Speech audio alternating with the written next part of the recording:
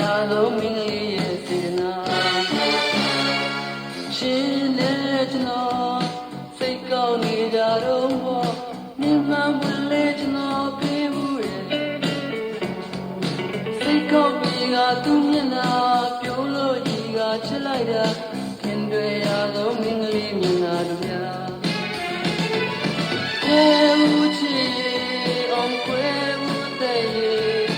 စိတ်ငြိမ်ရပြစုပန်ချွေလို့သာ